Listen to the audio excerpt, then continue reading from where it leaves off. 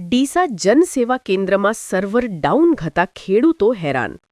છેલ્લા 3-4 દિવસથી ખેડૂતો સર્વર ડાઉનના કારણે ભોગવી રહ્યા છે હાલાકી.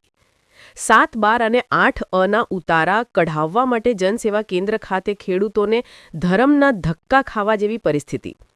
વહેલી સવારથી સાંજ સુધી કચેરીએ લાઈનો લગાવી ઊભા રહેવા ખેડૂતો મજબૂર.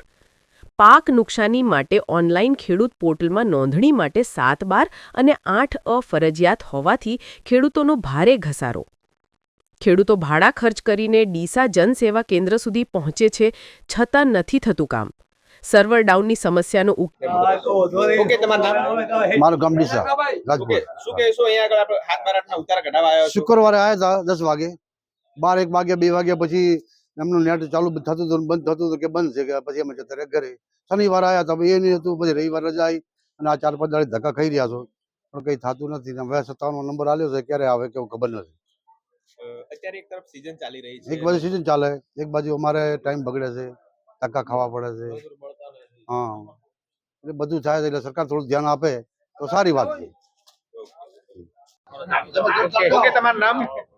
મારું નામ લીલોભાઈ. લીલાભાઈ, તમે ઉતારા કઢાવવા માટે આવ્યા છો, શું કહેશો? કેટલી તકલીફ પડે છે? તકલીફ ખોમી જ નથી. કેમ?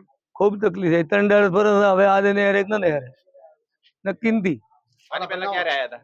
પરમે આયા હતા ઉતારા કઢાવવા? હા, ફેર હજી ફેર આજે આયા. શું તકલીફ શું છે? તકલીફ શું છે કે મશીન બંધ હોય, બીજું કોઈ તકલીફ નથી ભાઈ. આપણે બધી વાત નહીં. એ બંધ હોય એટલે શું કરે, પાછા હતા.